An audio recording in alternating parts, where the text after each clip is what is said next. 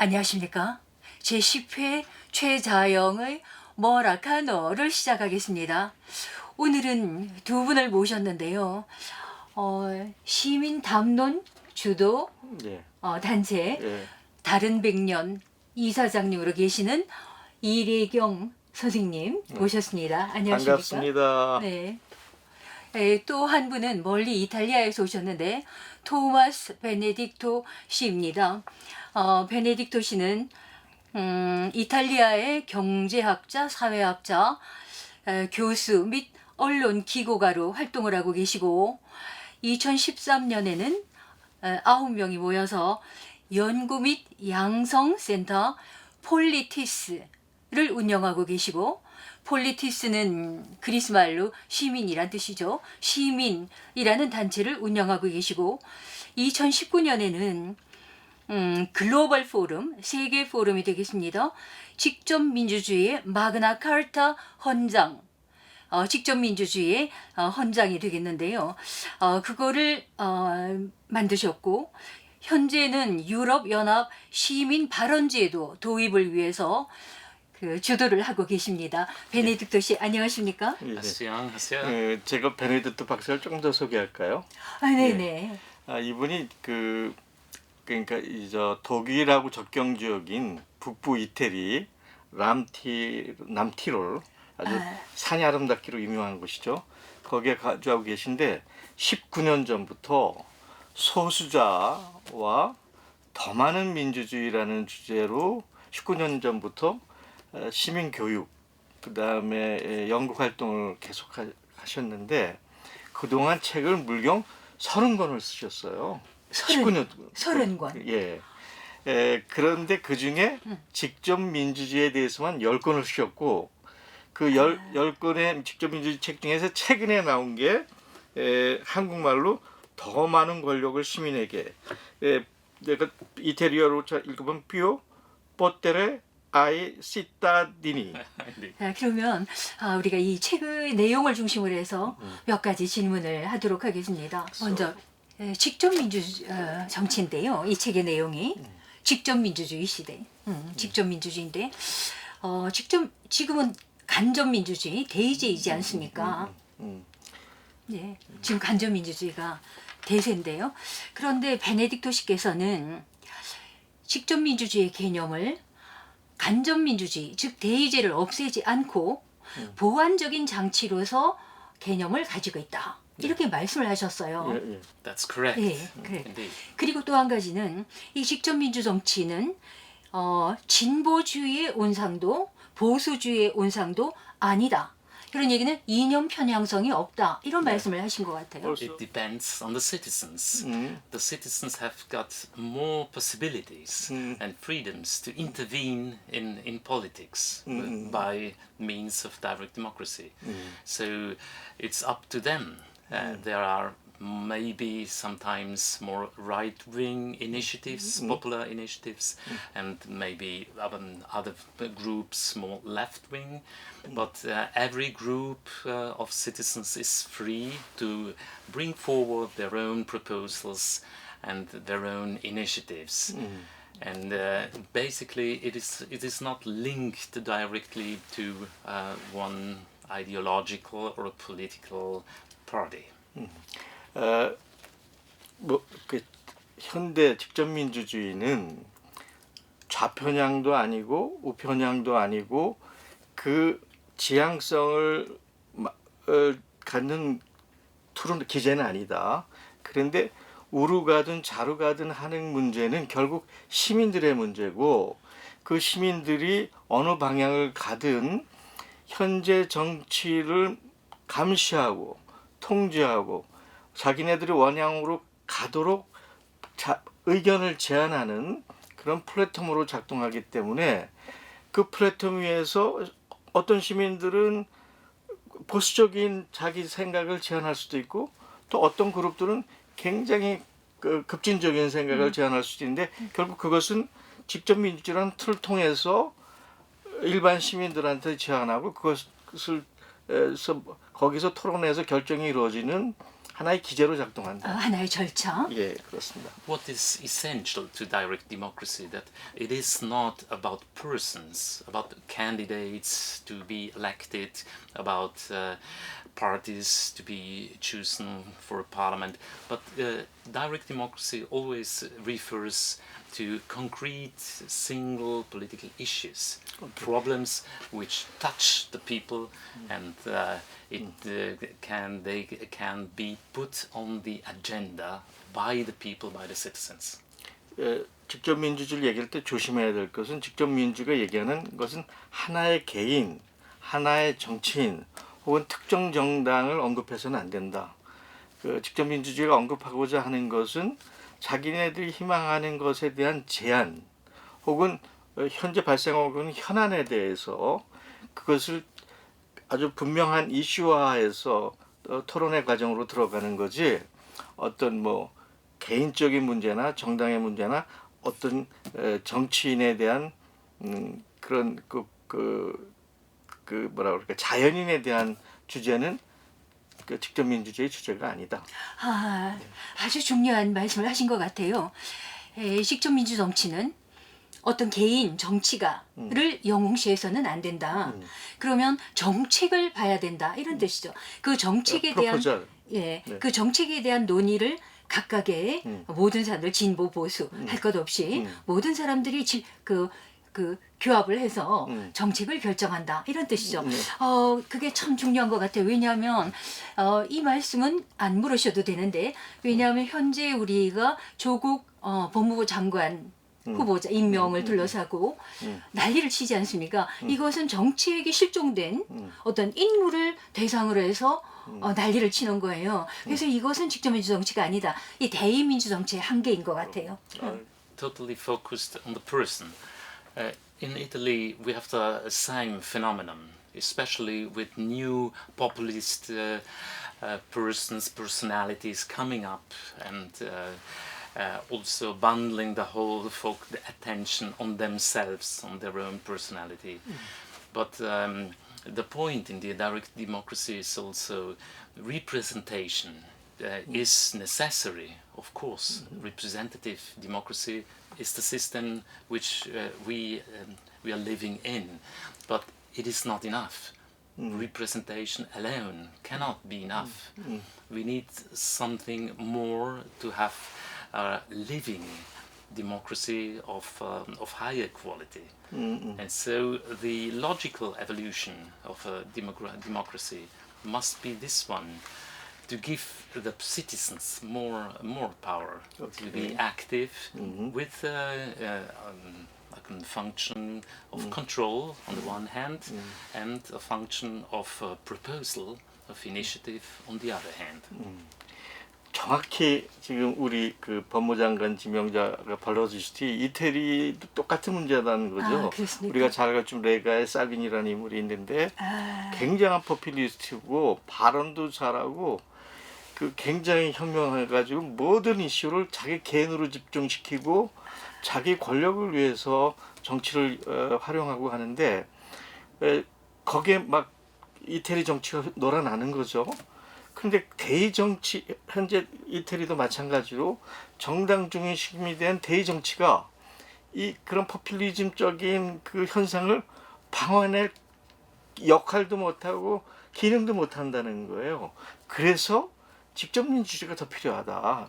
직접 민주주의를 통해서 그런 포퓰리스트 인기영합주의자들이 얘기하는 것을 시민들 일반의 시각으로 들어와서 거기서 검토되고 그 비판되고 토론되고 하는 그런 과정. 한마디로 말해서는 이 책의 제목처럼 더 많은 권력을 시민에게 주고 시민의 판단을 만들어가는 과정. 그것이 직접 민주주의다.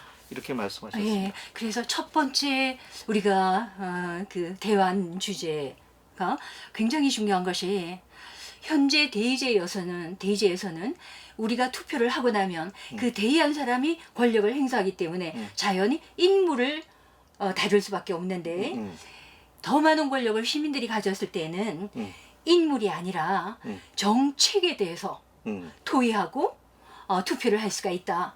인물이 아니라 정책에 대한 투표가 되도록 우리가 시민에게 더 많은 권력을 줘야 된다. 그것이 간접 민주 그러니까 그 인물을 가지고서 우리가 왈가왈부하면은 오늘 그 지금 이루어지고 있는 조국 법무부 장관 후보자 지명의 경우와 같이 그 가족 이 정작 그 인물이라기보다 당사자라기보다 그 가족에 대해서 우리가 막 공격을 하고 있잖아요. 그런 것이 좀 비인간적인데 어쨌든 그런 것보다는 인물보다는 정책을 대상으로 해서 투표를 하고자 한다면 더 많은 권력을 시민에게 직접 민주정이 필요하다.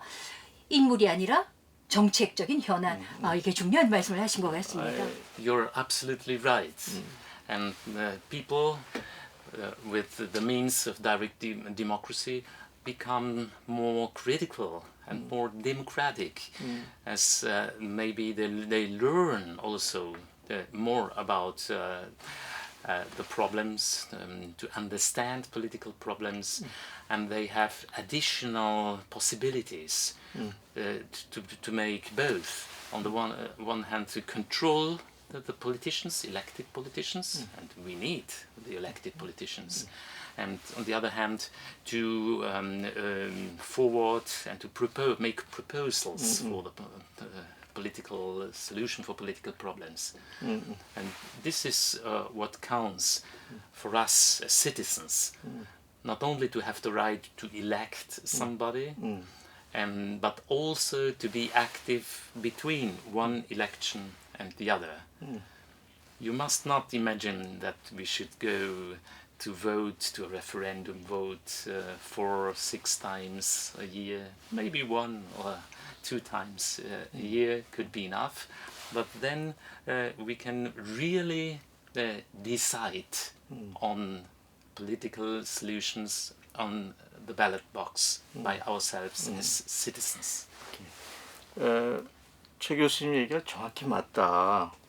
직접 민주주의가 돼야 시민들이 선거 때만 투표를 하는 게 아니고 정치적 현안, 문제가 생길 때마다 토론하고 생각하고 그 결정 과정에 참여하기 때문에 그 사안에 대해서 인물이 아니라 그러면서 정치를 더 많이 이해하고 더 많이 경험하고 하면서 그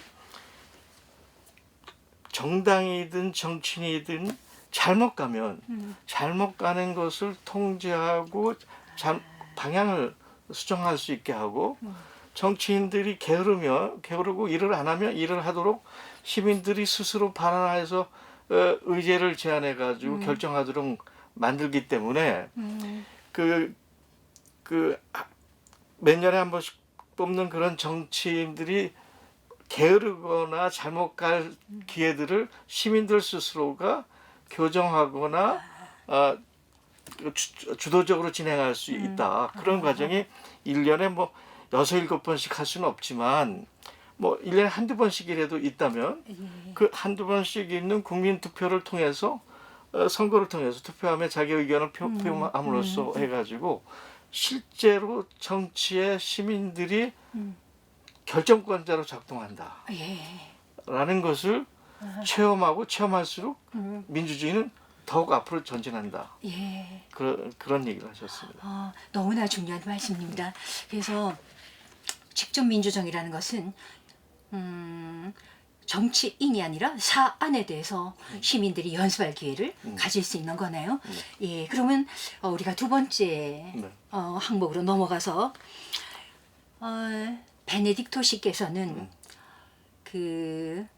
먼저 2가지 질문을 드리겠는데요. 하나는 플레비사이트와 레퍼런덤이 있어요. 제가 이해한 바로는 플레비사이트는 정치를 하는 사람들이 먼저 안을 내서 이거 둘 중에서 골라라. 가부를 투표하라. 이렇게 얘기하는 것 같고 이게 제가 그런 것 같고 그 다음에 레퍼런덤은 우리말로 하면은 제가 고민을 했는데 레퍼런덤 이게 외래어니까 제가 생각하니까 시민들이 직접 참여해서 참여해서 발언을 한다든지 수기를 토론을 한다든지 해서 그 다음에 투표에 이르는 이런 과정인 거를 레퍼런덤이라고 표시한 것 같아요. 그래서 제 나름대로는 레퍼런덤을 참여 민주주의라고 표현할 수가 있겠다라고 생각을 하는데 거기에 대해서 먼저 한번 질문. This is completely true. And, I'm happy that you distinguish so clearly between plebiscite and the referendum. It depends on who triggers the popular vote. There are so many countries indeed around the world, who use this instrument of plebiscite, but it's a means used by the institutions, the president or the parliament. So it comes from above. It is triggered by above. A genuine popular vote of direct democracy always is triggered from the bottom, from the citizens. And this is what counts, not the powerful people who ask the consent of the people, and they manipulate very often the public opinion. But what really counts is democratic legitimacy. This is the key concept. More democratic legitimacy, which means not only a handful of powerful people should decide on important issues, but the citizens should have the right to decide if they want to do it, if they claim to have the last voice. She said modern direct democracy can be regarded as participatory system. What kind of participating? Participatory referendum. Yes, you're right. So she understands is correct. It has been used by fascist regimes too. Remember the times of the Nazi in Germany, when also Hitler called the people to give him, to back his policy. But this has absolutely was no form of direct democracy. It was the opposite. What we are talking about is to make the representative democracy more representative, as citizens do count more in policy. 플레비사이트하고 레퍼런덤의 차이는 누가 그 발안을 제안을 주도하냐, 트리거링 하느냐의 차이죠. 그러니까 플레비사이트는 뭐 권력자든 혹은 선출된 의회나 어떤 그 정부 기구가 제안을 해서 국민들에게 결정하게 하는데 그 과정에서는 권력자나 정부 기구들이 그거를 말하자면 뒤에서 조종하고 왜곡하고 자기 의도대로 끌고 갈 가능성이 대단히 크게 되는 거죠. 그런데 레퍼런덤이라는 거는 시민들이 밑에서부터 제안하고 이루어지고 하기 때문에 그 결정 과정에서 어떠한 왜곡이나 개입이나 그 조정이 현실적으로 불가능한 그런 그게 아주 중요하죠. 예. 그래서 이 양반은 레지스트리라고 그랬는데 그게 정확히 제가 무슨 저기 했는데 그 정치적 프로세스에 어떻게 개입하느냐의 그 과정 그것이 완연하게 틀린 거고요. 그런 의미에서는 직접 민주주의가 발전할수록 대의적 시스템이 더 많은 국민들이 참여하면서 이루어지기 때문에 더욱더 대의적이 된다라고 결론을 내리시네요. 네. 그러니까 미국에서는 더 많은 대의 민주주의가 직접 민주주의가 도입되면 결국 뭐 더 많은 시민들의 의견을 반영해서 결정이 이루어지기 때문에 더욱더 대의적이 된다. 그 대의성이 더욱더 짙어진다는 거죠. 그거는 아주 적중한 말씀 같은데요. 현재 우리나라 국회의원들은 그걸 말씀하세요. 국회의원들은 시민들이 민중들이 뽑기만 하고 일단 뽑히고 나면 그 민중들의 뜻에 구속되지 않는다. 불기속 위임을 법제화하고 있습니다. 전혀 대의제가 아닌 것이죠. 그런데 만일 그 레퍼런덤이 되면 플레비사이트와 달리 그러니까 시민들이 밑에서부터 토의를 해서 올라오니까 어떤 소수의 그 소수에 의해서 조종되거나 왜곡되지 않는다. 이제 이런 게 굉장히 중요한 것 같아요. 만일 국회 대의제라고 하는 대의제도 아닌데 불기속 위임이니까 거기에서 하게 되면 투표를 하게 되는 그 대상이 벌써 왜곡되고 그리고 조종이 된 그런 사안들에 대해서만 우리가 하게 된다. 이런 게 무지하게 중요한 것 같아요. 우리는 불기속 위임제다. 그를 말씀해 주십니다. We have the same situation in Italy Really? too. That the party politicians they behave in they are like a caste for themselves. They have not enough control and relationship with the common citizens. And we also have to keep in mind that most of the people, the citizens, are not members of a party. They are maybe more than 90% are not member of a party. I guess the same happens also in Korea. Exactly right. So we need some other forms of direct participation of common citizens. And direct democracy allows this form of participation with a very simple set of instruments. One, the popular initiative, the other one is the referendum, which is control, right to control, to block or to veto some decisions of the parliament. And then also we need the good regulations of these rights in order to apply them. So regulations in a citizen-friendly manner, which allow many, probably all common citizens to organize and to elaborate a proposal and to go to the public and to explain it. So the communication also in the public politics improves, gets it policy even gets more interesting. More people, more NGOs, organizations are involved, and politics is not restricted to this small group of elected party politicians. 이태리도 뭐 거의 한국하고 같은 그러니까 이분은 재밌는 표현을 쓰는데 이태리 정치는 자기가 딱 뽑히면 지 멋대로 달려도 되는 자동차라고 생각한다.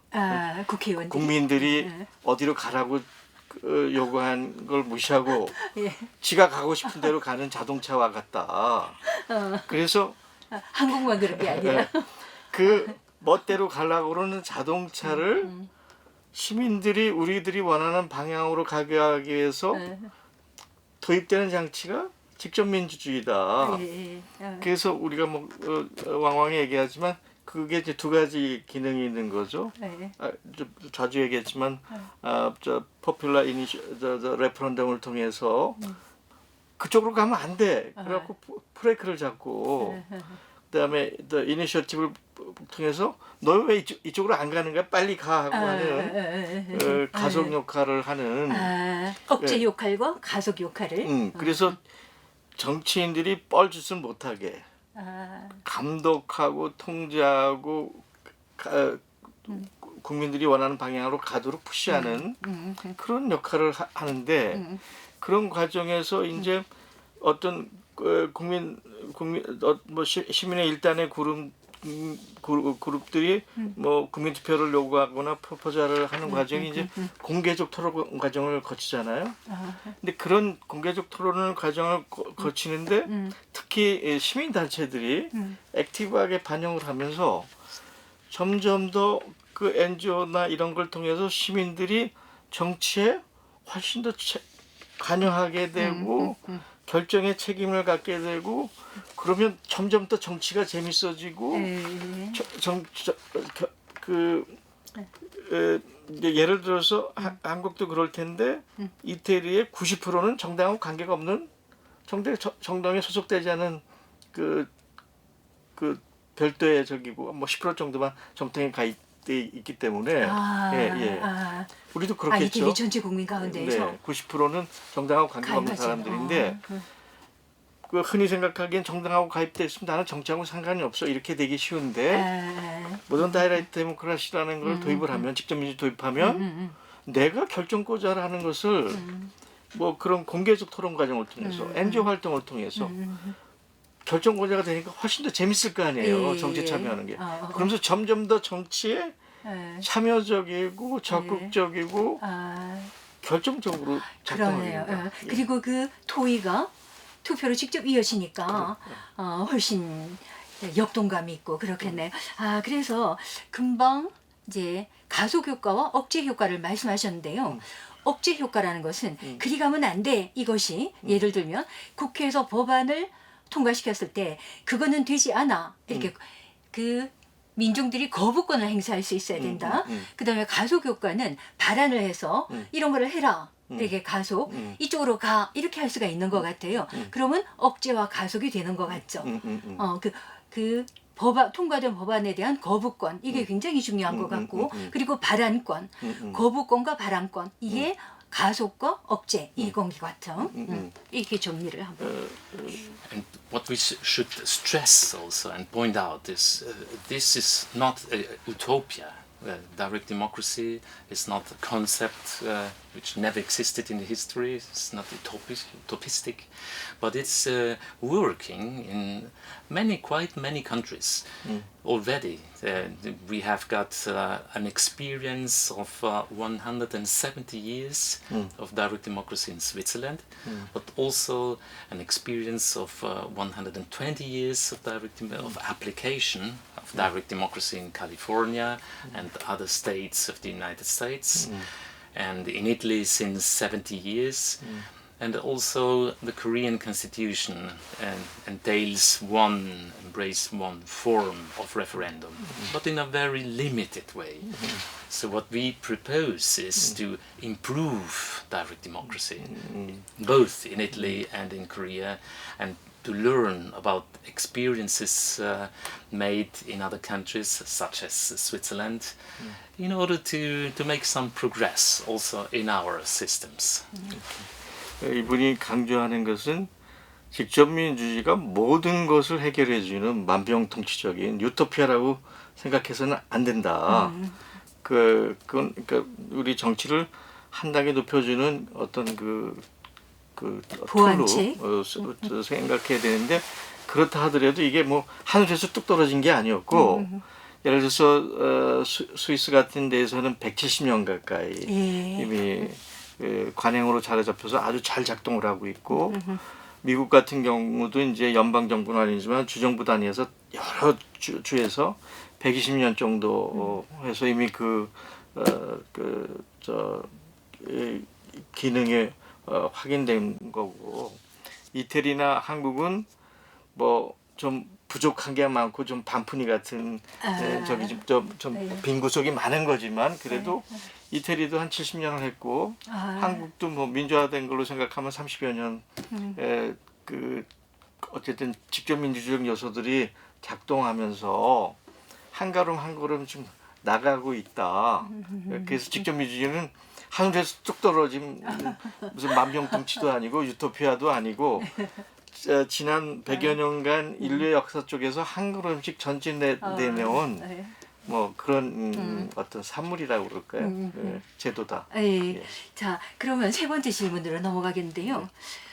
저희들은 그 레퍼런덤 참여 정치를 하고 싶고 한데 현재 위정자들이 들은 척도 안 하는 거예요. 그래서 여기에 대해서 우리가 청원을 한다든지 제안을 한다든지 발안을 한다든지 이런 것들을 하기 위해서는 베네딕토씨께서는 어떻게 제안을 하셨냐면 이 민중들이 위정자들을 압박해야 된다 이렇게 말씀을 하셨어요. 그래서 제가 생각을 해보니까 아주 그 말이 주요한 것이 우리 최근에 촛불혁명이 있었지 않습니까? 촛불혁명이 없었다면은 현재 이런 그 완화된 정권도 서지 않았을 거다 이렇게 그래서 But what we need today is to make a step forward.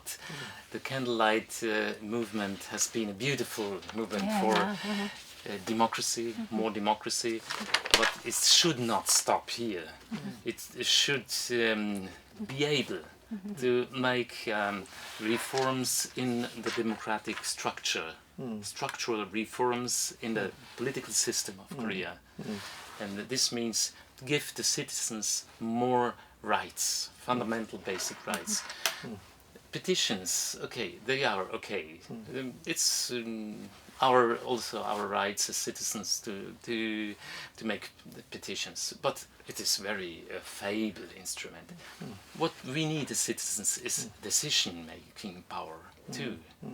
What counts and what motivates also the citizens is the power to decide on the ballot box. If we can decide in a referendum, so for sure there will always be enough citizens interested to participate, because they know this time on this Sunday and this popular vote we can decide on this issue and the result will be legally binding. And this is what counts.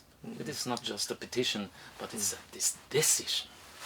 이분 아주 굉장히 명확하고 중요한 얘기를 하셨습니다. 촛불 시민혁명을 일으켜서 우리가 뭐 현재 정부 정도로 만들어냈는데 거기서 멈춰서는 안 된다. 중요한 거는 그냥 청원만 했는 청원 같은 경우 혹은 뭐 청원 같은 거는 청원의 결과에 그 어떤 정치적인 구속력이 없잖아요. 예. 그래서 중요한 거는 그 정치 시스템에 법적인 구속력을 갖는 제도를 만들어야 된다. 그래서 그 제도를 통해서 필요하면 국민들이 투표를 통해서 현안을 부정하기도 하고 뭐 어떤 현안을 결정하기도 해서 실제로 국민들이 문제가 있으면 투표소에 가서 그 현안을 결정하는 결정권을 정치 시스템에서 제도화하지 않으면 그게 뭐냐 이거야. 저 청원하고 뭐 요청하는 그냥 이벤트로 끝난다. 그래서 뭐 이분이 정확히 표현했지만 한국의 촛불혁명도 그럴 위험성이 다분히 있다라는 걸 지금 경고하고 있는 겁니다. 그래서 중요한 거는 그런 촛불의 혁명이 현재 문제 있는 정부를 탄생시키기 위해서 머무는 게 아니고 국민들이 직접 결정할 수 있는 직접 민주적 우리가 얘기했던 이런 제도들을 반드시 법적으로 제도 시스템으로 안착시켜야 된다. 너무나 강력히 지금 너무나 중요한 말씀이에요. 문재인 정권이 들어서고 난 다음에 국민 청원 제도라고 청와대에 청원하는 제도가 생겼는데 그 청원의 결과가 아무것도 나오는 게 없는 거예요. 그냥 청원으로서 끝나는 거죠. 일회성으로 끝나는 거예요. 베네딕토 씨께서 금방 말씀하셨는데 그 청원이 청원으로서 끝나는 게 아니라 그 청원의 주제에 대해서 국민들이 그 투표를 통해 반영할 수 있는 의견을 반영할 수 있는 제도를 만들어야 되겠다. 너무나 중요한 말씀을 하셨습니다. 네, 그래서 So we do agree, and I hope that in the next future, this interesting movement for more democracy in Korea will be able to work out a program and new proposals for direct democracy. And I hope also that the parliament, political forces will be ready to enter in a dialogue with the civil society to improve this system. It is not, direct democracy is not the only element for improving democratic systems, but it's one of the most important ones. So we should really think about not only Korea, also in Italy, other countries too, but it's for sure one of the most interesting, important forms to make democratic systems more democratic. 우리가 이제 큰 성과를 만들어냈는데 지난 몇 년간 그것이 우리 정치적 미래적 성과를 갖기 위해서는 결국 의회, 국회도 마음을 열고 그런 우리가 지금 이런 얘기하는 것들을 법제화하는 과정에 시민들과 끊임없이 대화를 해서 직접 민주적 요소들을 이제 현실적 그 제도로 안착시키는 노력들을 해야 되는데 여기서 물론 직접 민주주의가 모든 것을 다 해결해주는 아까도 얘기했지만 그런 건 아니다. 조금 더 현대화되고 좀 더 발전된 민주주의로 가는데 중요한 그 엘리먼트, 중요한 요소? 하나의 그 수단으로 네. 작동을 하게 되고 그런 방향으로 계속 우리가 더욱 노력해서 앞으로 나가야 된다. 그거는 한국뿐만 아니라 이태리, 뭐 전 세계 모든 나라에 똑같이 적용되는. 근데 원론적으로는 네. 그렇게 말을 할 수가 있는데 직접 민주 정치가 무엇을 다 하자는 게 아니라 조금의 직접 민주정을 하고 싶어도 지금의 위정자들이 원하지 않는 거예요. 시민들이 참여하는 것 자체를 한국에서는 거부하고 있기 때문에 그게 이제 문제가 되는 것이죠. Strongly depends on the civil society, on the citizens, and the capacity of the movement to press. Maybe it is also an issue of founding new parties. In Italy, we have currently the biggest party is called the Movement of the Five Stars, and this is a ruling party which is taking direct democracy very seriously. And Italy is the first country in the world which has got a minister for direct democracy, and his task is to improve the system of direct democracy. And this is this is a very positive, as we can be sure that we can make some steps forward. In your case, probably. You have to launch new political forces, new citizens' movements to make more pressure on the parliament and to change the political landscape in the parliament. And for sure, sooner or later, you will be able to do this. 제가 메모란에서 100%다. 결국은 시민들 달렸다. 시민들이 얼마나 열성적으로 현대 정치 지형을 바꾸고 얼마나 더 압력을 가해서 저기를 하느냐, 얼마나 더 지혜롭게 전략적으로 접근을 하느냐가 결국 그 직접 민주주의를 도입하는 성패를 결정하는데 이태리의 경우도 똑같았는데 우리가 잘 알고 있듯이 오송운동이라는 게 오송 스페인에서. 그런데 오송운동이 이제 과반수를 차지한 정당은 아니지만 오송운동 이탈리아에서 일어났죠. 근데 과반수는 아니지만 현재는 제1당이죠. 뭐 알겠지만 이제 그걸 이제 과반을 차지하기 위해서는 이제 뭐 그 북부 정당하고 연합을 해서 최근에 깨졌는데 그래서 다시 민주당하고 해서 이제 새롭게 정당을 구성하는데 그래도 오송 정당은 그런 시민들의 열기에서 만들어진 그 말하자면 그 직접 민주주의 운동에 의해서 형성된 정당이어가지고 직접 민주주의 요소를 대단히 중요하게 생각하고 그 과정에서 재미있는 거가 그 중앙정부에 직접 민주주의를 책임지는 장관을 임명을 해서 그렇습니까? 아직은 직접 민주주의가 그 이태리 전국적으로 적용되는 시스템은 아니지만 그걸 준비하고 연구하는 부처가 생겨서 열심히 뛰고 있다. 이건 굉장히 우리한테 중요한 그 참조상, 벤치마킹할 만한 내용으로 받아들여야 되고. 그러네요. 그래서 이분은 한국도 물론 기존 정당을 푸시해서 기존 정당에 받아들이고 정치정이 바뀌면 좋겠지만 그렇게 해서 안 되면 기존 정당을 떠나서 시민들이 자발적으로 새로운 정당을 만들 수도 있지 않느냐. 오송이 그랬듯이 그렇게 해서 한국도 직접 민주주의 방향, 시민이 주권이 되는 정치 쪽으로 정치정을 바꿔갈 수도 있다. 예. 라고 조언을 하셨어요. 재밌네요. 예. 이탈리아의 오송운동처럼 사람들이 모여서 직접 민주 정치를 추구할 수 있는 당을 만든다. 그런데 이제 그것은 희망사항이고, 그런데 금방 말씀하신 거 보니까 그 오송 운동을 한 정당이 집권을 할 때 아마 직접 민주주의를 담당하는 부서를 만들어서 장관을 임명한 거 같죠? 예. 네. 대단해요. 그럼 우리가 가족 여성부라든가 이런 거 필요하면 만들듯이 직접 민주 부서를 장관, 네. 부장관, 그거가 좋은 것 같아요. 그 지금 장관이 이 친구하고 절친이에요. 그렇습니까? 정말 대단해. 그러면 시간이 없으니까 네. 다음 문제로 넘어가는 시간이 지금 많이 지났기 때문에 간단하게 세 문제 정도 묻고 지나가겠습니다. 뭐냐면 직접 민주 정치를 하면은 간접 민주 정치를 하는 것보다도 돈이 많이 든다라고 얘기하고 또 직접 민주 정치를 하니까 선거를 할 때 위정자들이 돈을 뿌린다는 거예요. 10만 원씩. 그러면은 거기에 넘어가서 표를 돈 준 사람에게 뿌리기 때문에 대중은 뇌물에 약하다라고 얘기하는데 그런데 제가 놀란 것이 베네딕토 씨의 책을 보니까 대중이 돈에 약한 것이 아니라 뇌물에 약한 것이 아니라 소수의 정치가들이 그 뇌물에 너무나 약하기 때문에 대의 정치는 거꾸로죠. 대의 정치는 약점이 있다. 이렇게 말씀을 하셨어요.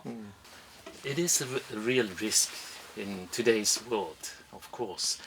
Money is important in democracy and in direct democracy. But first of all, democracy is worth to some more money, to invest some more money. As democracy is about us, about politics, about the rules in our world. So we should maybe waste less in some infrastructures. Maybe politicians waste a lot of money, also parties, and have more money for the direct participation of people. But the second point is also very important. There is a risk that big corporations, big economic lobbies spend a lot of money in campaigning for one proposal or opposing another one. We can prevent this by the good regulation of direct democracy. I give you an example. In Switzerland, in direct democracy practices and campaigns, it is forbidden to have TV spots because they are too costly. Maybe they are not too costly for a bank or for a buyer or for a big corporation, but for the common citizens it is too costly. So it's forbidden for all.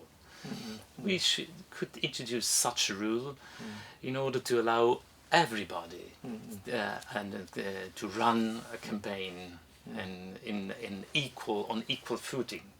So good regulations can prevent this risk of manipulations, and we should do it. And on the other hand, we should have enough money for direct democracy, as this is our right. This should be our fundamental right as citizens. 물론 직접 민주를 도입하는데 어느 정도 돈이 들어간다. 근데 그 돈은 그러니까 대민주주의를 해도 돈이 들어가고 정부가 어떤 뭐 프로젝트를 하거나 어떤 뭐 프로그램을 도입해도 돈이 들어가듯이 우리는 민주주의를 제대로 작동시키기 위해서 일정 부분 돈이 들어가야 된다는 걸 인정해야 된다. 그런데 그 재정이 들어가는 돈을 가장 효과적으로 경제적으로 조직할 필요가 있다. 근데 더 중요한 거는 이제 최 교수님도 말씀하셨지만 정치가 그 돈이 많은 재벌이나 기업이나 어떤 의도한 로비스트들에 의해서 오염되고 왜곡되고 부패하는 이것이 더 큰 문제였기 때문에 그것이 직접 민주주의든 어떤 정치든 그런 그 위험을 방지하기 위해서는 정확한 절차와 규정과 제한을 둬야 된다. 그래서 일정 부분 이상의 돈이 그 들어오지 못하도록 제한을 해야 되는 게 굉장히 중요하고 또 하나 얘는 미디어가 워낙 중요한데 그 돈 많은 사람 그 일반 시민들은 미디어를 제대로 활용하기가 어렵잖아요. 근데 돈 많은 사람들은 무제한이란 말입니다. 그래서 가장 그 영향력이 큰 TV에는 정치적 광고를 못하도록 그 제한할 필요가 있다. 그래서 그 꼭 직접 민주주의만이 아니더라도 정치 민주주의가 제대로 작동하기 위해서는 일정 부분의 재정이 필요한 것과 동시에 그것이 정치를 망가뜨리지 않도록 정확하게 디테일하게 구체적으로 그 규제하는 그런 그 절차의 과정 설계하는 게 매우 중요하다. 알겠습니다. 네. 그렇게 하고 그게 이제 온라인 정치적인 측면인데 그러니까 암암리에 어떤 뇌물일 문제가 들어갈 때 브라이버리 뇌물 문제가 들어갈 때 다수보다는 이 소수의 정치가들이 훨씬 더 뇌물에 약하다 소수이기 때문에 그게 중요한 것 같아요. The whole people, the electorate, cannot be corrupted. 그렇지. It can maybe be convinced, or but it is easy for a very strong financial group to corrupt by bribery a handful of powerful politicians. Yes, this is a direct channel, not transparent. It is hidden, and they can get together in a room and make the deal. But direct democracy is on the open sunlight. It's transparent, and maybe some big corporations can also launch an initiative, but in this case they would have to convince at least 50% of the electorate, and this is not so easy to be done. 뭐 최 이사님, 최 교수님 얘기 뭐 100% 그렇고요. 예를 들어 우리나라에 뭐 유권자가 뭐 3,500만 이런데 3,500만을 어떻게 다 로비라고 저기를 하겠냐. 근데 우리 300명 국회의원이나 뭐 수십 명의 장관들 그거 뭐 또 밀폐된 공간이나 어디 뭐 저 어두운 데 가서 뭐 뇌물 수수하고 딜을 하고 뭐 저 나쁜 짓 하는 거는 너무 쉽다. 그런데 다이렉트 데모크라시의 어떤 뭐 발언이든 국민투표는 광명천지에 열려져 있는 건데 아무리 돈이 많은 그룹이 자기 이해를 위해서 어떤 법안이나 발언을 했다 하더라도 유권자 한국 같으면 3,500만의 반, 뭐 1,800만을 구워 삶아야 되는데 그게 불가능하다. 그래서 그런 면에서도 직접 민주주의가 Referendums do not cost too much, for sure not. Currently in Switzerland, a referendum costs about 2,500 won per head, not more. This means one coffee per head for one vote of a referendum. And Korea is also a very efficient country, and for sure you can run this in the same way, in a very economic way, and also supported by all electronic devices today and digital systems today. So it for sure it will not cost so much. It is worth to be done. This 특히 이제 국민투표로 보면 스위스가 뭐 그 역사 오래돼서 잘 조직돼 있겠지만은 국민투표 비용이 한 번 할 때마다 1인당 2유로 우리나라 돈으로 2,500원 정도밖에 안 된다. 뭐 투표소 준비하고 뭐 투표 용지하고 정보 주는 수준인데 그 1인당 그 2유로 정도 갖고 국민투표를 못 한다. 말이 안 되는 거죠. 그다음에 더구나 한국은 IT 세계 최고 강국인데 IT 기술을 통해서 뭐 온라인을 뭐 하든 뭐 저기 하면 그 이후로도 훨씬 더 들든다. 그러니까 돈이 못 들어서 국민 투표를 못 한다. 그 말이 안 이거는 되는 거죠. 말이 안 된다. 알겠습니다. 감사합니다. 그리고 간단하게 두 가지 문제만 더 여쭤보겠는데요. 직접 민주 정치를 반대하는 쪽에서 근대와 같이 넓은 영토에서는 직접 민주 정치가 불가하다. 이렇게 그런 얘기는 루소로부터 그런 얘기를 해왔고 누구요? 루소. 루소가 고대 그리스에서는 영역이 적었기 때문에 직접 민주 정치가 가능했고 근대 같이 넓은 국가에서는 직접 민주 정치가 불가하다. 이렇게 루소가 얘기를 해서 그 전통이 쭉 내려와 지금도 그런 상식이 돌아다니고 있고요. 그 다음에 또 하나는 시민들은 판단력이 없기 때문에 직접 민주 정치를 하면 안 된다. 이 두 가지 점에 대해서 베네딕토 씨는 그런 게 아니라고 말씀을 하셨어요. 그래서 거기에 대해서 간단하게. Sure. These are very serious objections to direct democracy, but it is not. It's not really so happening in this way, as you have got big countries too, where direct democracy is working. Look at California, for instance. Since 120 years, it's a country with 40 million people. It's almost the same size as Korea. Or countries as Italy too, with 60 millions, where where referendums are regularly used, and it is working. Of course, it is better if a country has got several levels of government, not only the national one, not only the municipal, local government, but also an intermediate one, as the provincial level in your case, the regional level in our case. So it would work better, definitely better.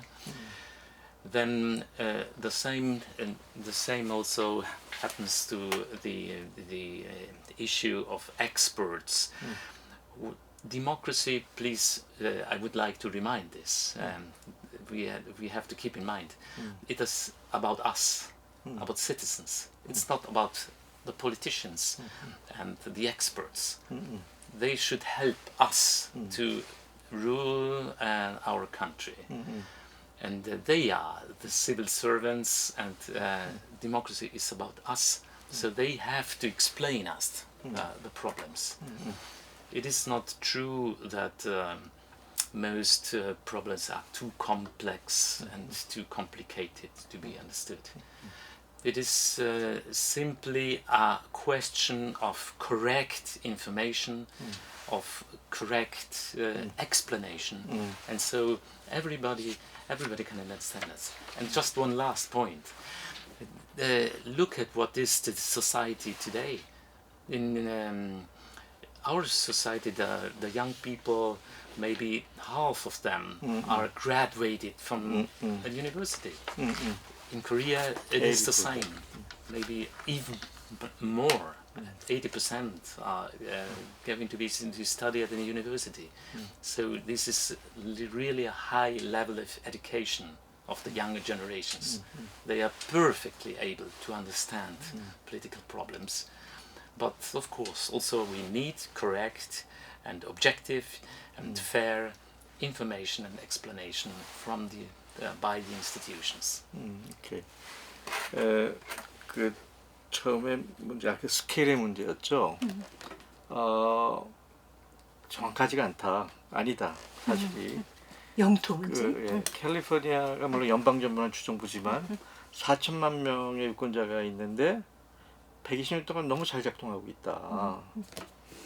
또 이태리가 뭐 만족스럽지 않고 뭐 이제 조금 부족한 형태지만 국민투표 뭐 유권자가 6천만 가까운데 6천만 정도 저 국민인데 어쨌든 부족한 투표 제도지만 잘 작동하고 있다. 그래서 꼭 스케일이 문제가 되지는 않다. 그런데 그 이제 국가의 가버넌스 시스템에 중앙 정부가 있고 광역이 있고 지자체가 있잖아요. 기초지자체.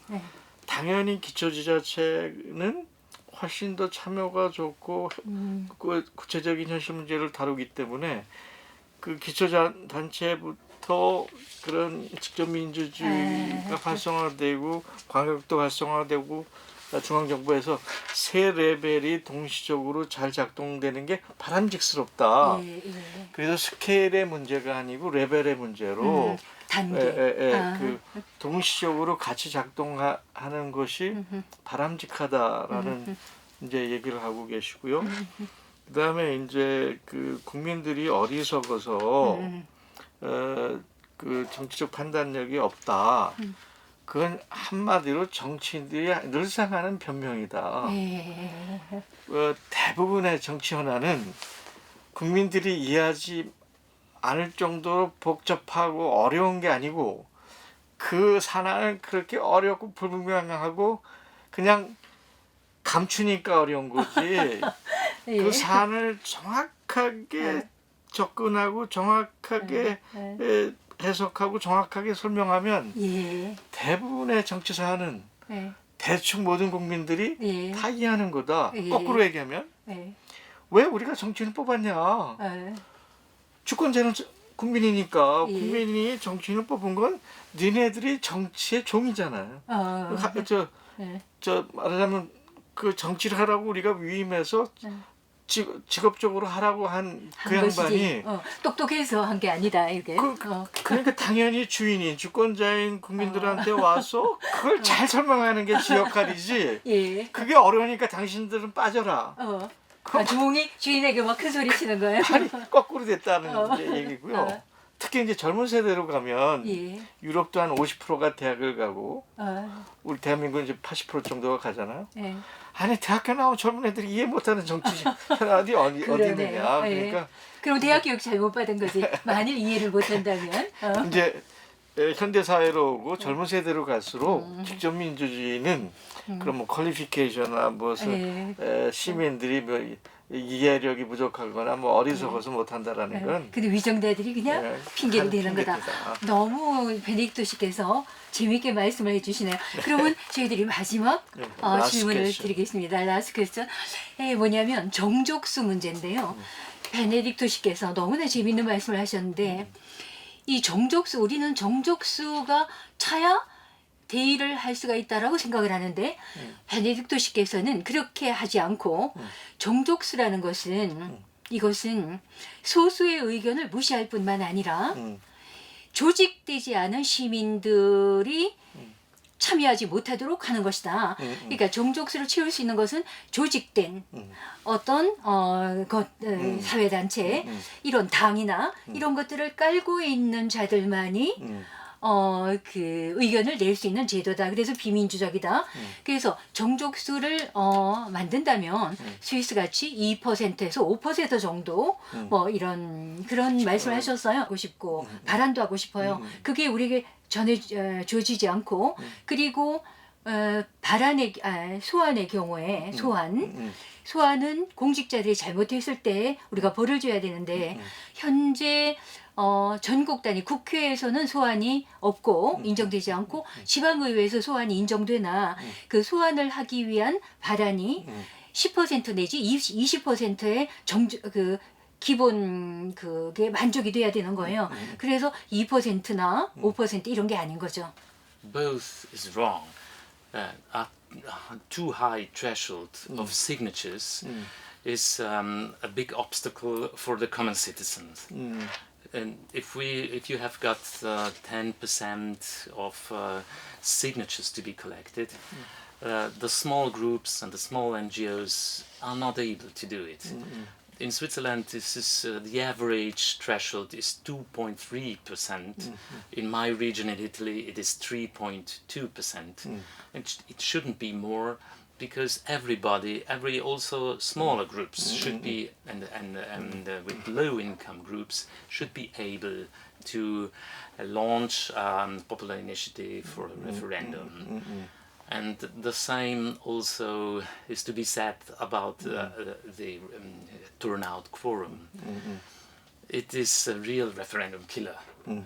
If you have got such quorums of 1/3 or even 50%, as in Italy, probably most referendums will not work. They will simply fail.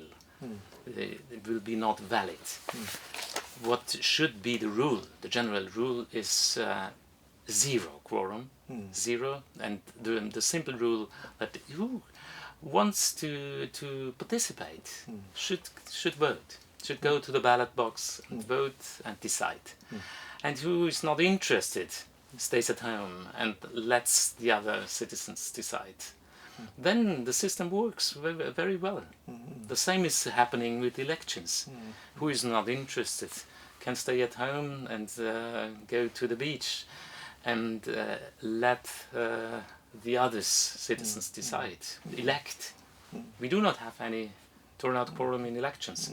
Why should we have such quorums in popular votes? Okay, good, thank you. 최 교수님 예상한 대로 우리가 현재 하고 있는 그 제안들,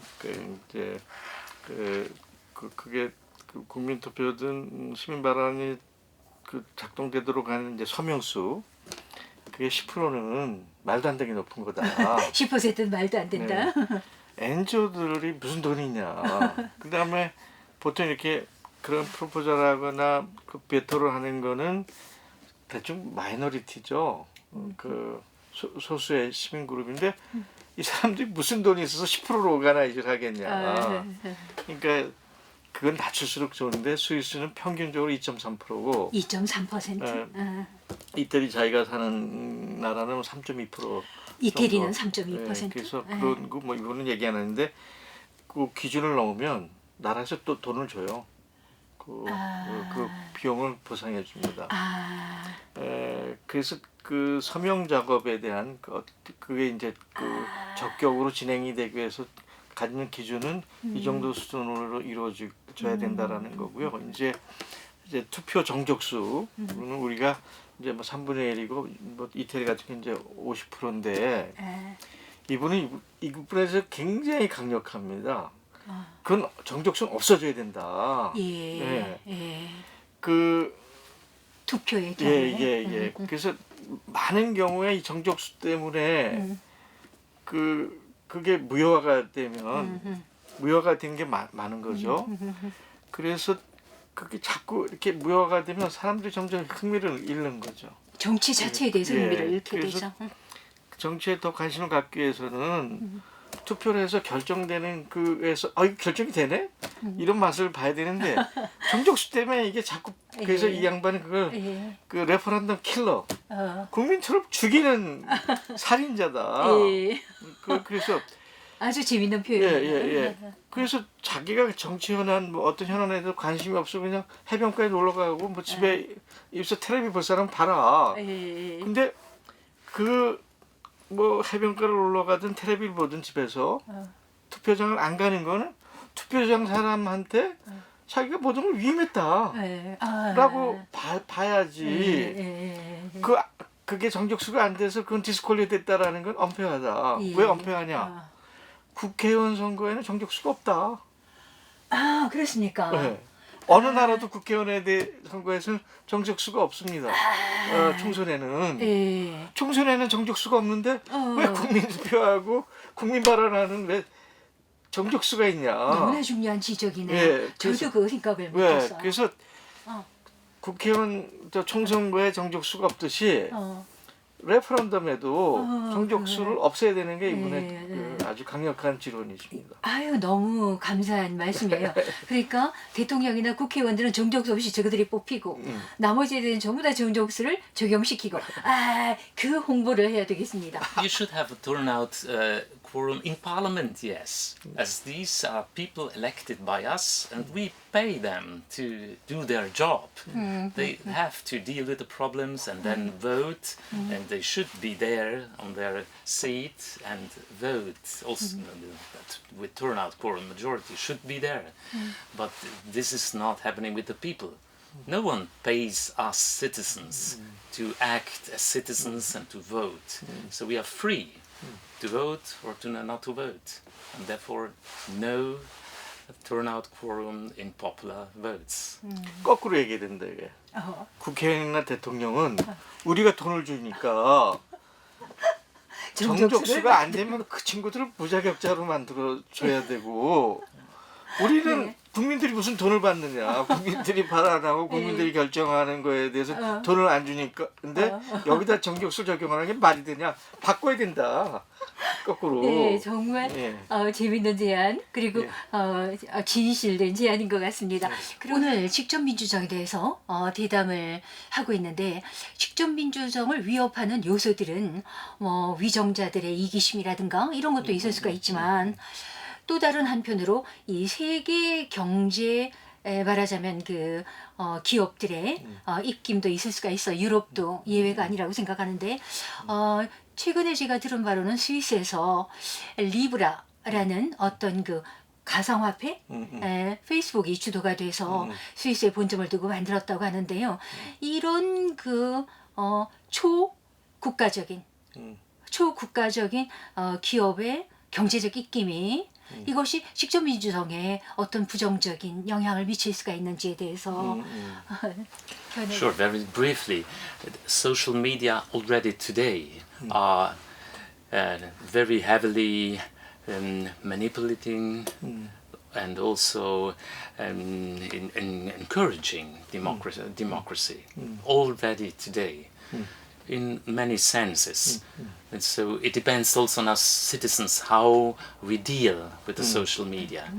But we have seen in several cases that Facebook, for instance, can be used for political means, and there is just a handful of powerful entrepreneurs, Mark Zuckerberg and his offices, who are running this enterprise. And Facebook is a private enterprise. The same is happening and will happen with Libra. Libra is an interesting monetary experiment. It will be an international currency, a cryptocurrency. But who controls this currency? Again, it is a private enterprise. It is a small group of private and very powerful people who will run this privacy. As citizens, we have to ask, where is the democratic control on this currency? Are there any governments, democratically elected governments and parliaments, who will rule it and regulate this system? Have we a saying on that as common citizens? I doubt about that. I am very skeptical that Libra will be, in a certain sense, also democratically controlled. So therefore, we should rather strengthen the role of the public institutions, of the central banks, of the governments on the monetary politics, and not and strengthen the private, powerful groups such as Facebook and other groups on monetary politics.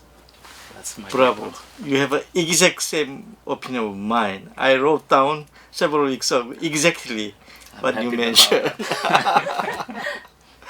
우선 그 리브라 얘기하기 전에요. 이미 소셜 미디어가 민주주의에 굉장히 위험한 그 위험 요소로 작동하고 있다는 거죠.